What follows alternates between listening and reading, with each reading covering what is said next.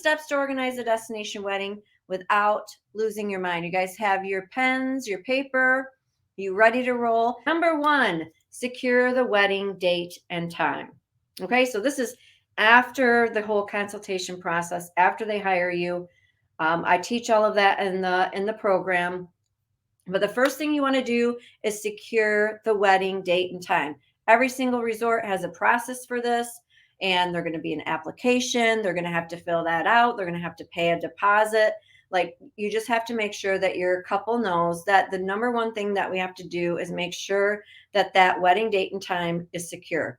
Once that is secure and their deposit is applied and all that, then everything else will kind of come in place, right? Then you can start requesting the group rates. If you haven't already, maybe already have group rates.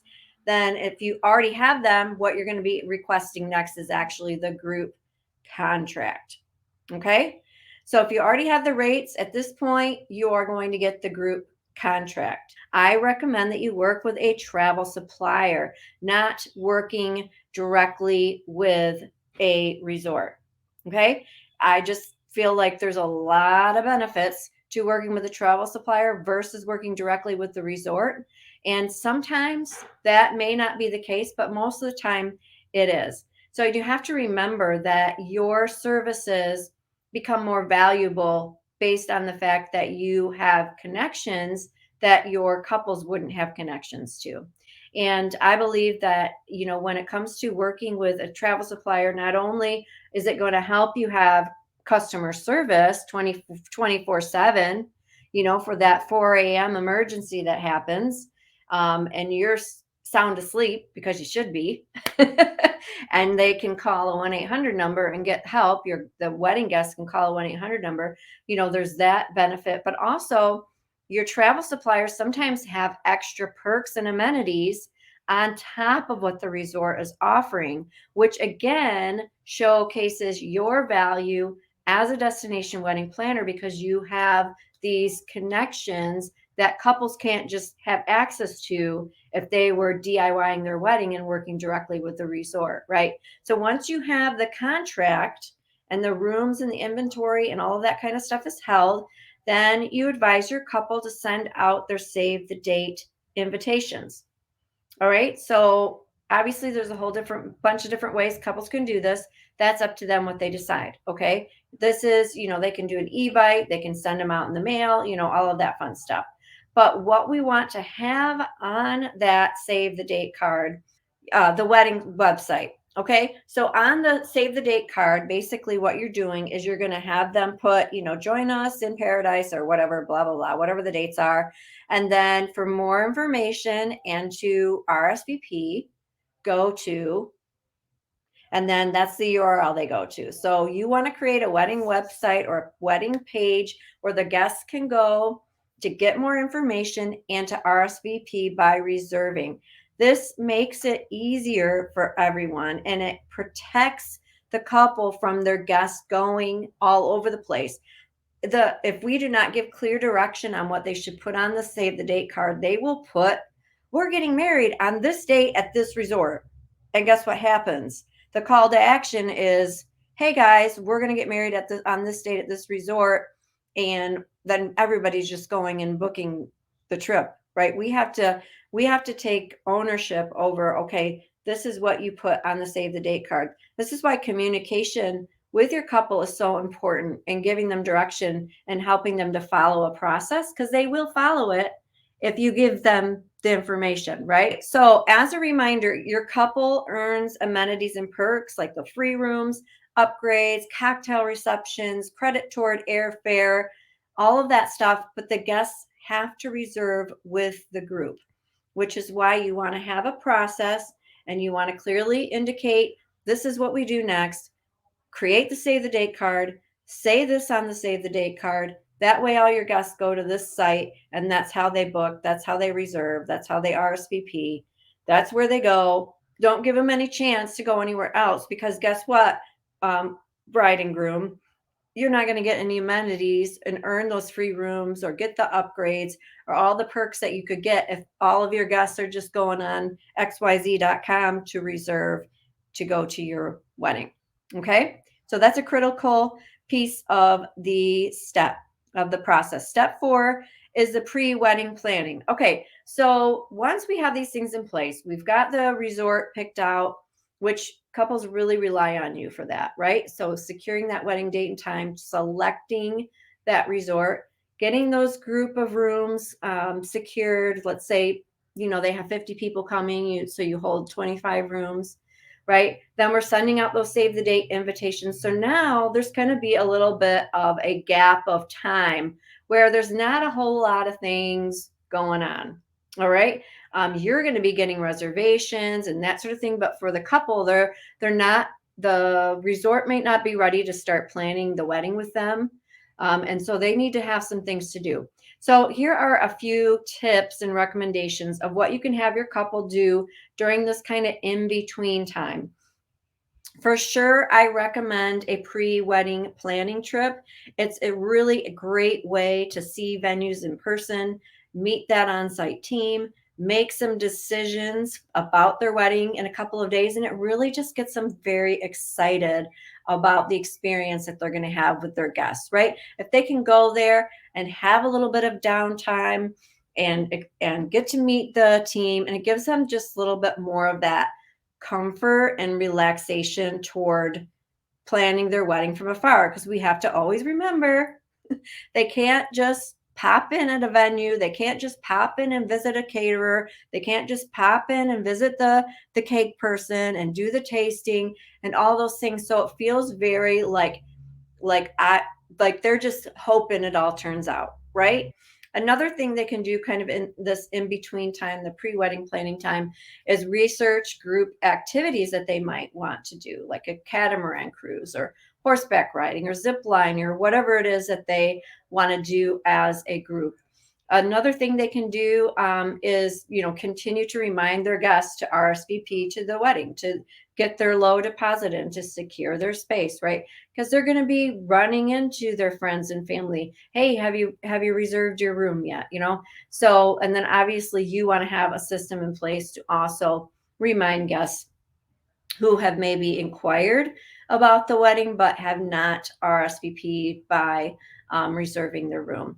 And then a fourth thing they can do is get some information and start researching photographers, videographers, especially if they're not planning on working with the on-site or preferred vendor. When it comes to vendors, when you're working with a resort, if a couple wants to work with somebody who's not on the preferred vendor list, there's an outside vendor fee. A lot of times that can be like $1,000. So you want to make sure when you're consulting with your couple, like you want to find out how important photography is to them, videography, like do they have a photographer that already did their engagement photos, for example, who they really like and would love to have that person do their wedding photos? Well, then you need to make sure that they understand the process for that. And so if a couple wants to hire somebody, let's say they're going to Mexico and they don't like the on-site team, they find somebody in Mexico to come and do their wedding for that day, who they like their work, they would pay an outside vendor fee of possibly $1,000. Okay. But I really want you to understand that what you do and what you provide is so, so valuable. You are valuable.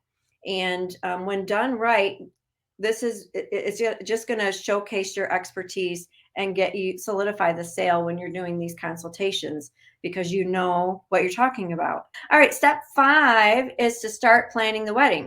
All right, this is when we jump in with the on-site team and they're ready to make things happen, right? So every resort's going to have a different process when it comes to planning the wedding. Some resorts are going to be like right away, okay, here's your wedding coordinator. Here's some information that we want you to fill out. These are some of the decisions or the packages. These are the things that you have to choose from. And they give that to the couple right away.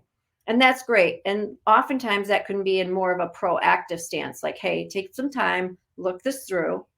But then most of the time, you're going to find that these resorts are not going to start planning like the details of the wedding, the menus and the lighting and decor and flowers and all that kind of thing until much closer to the wedding. Why? and this is again, you want to share expectations with couples, right?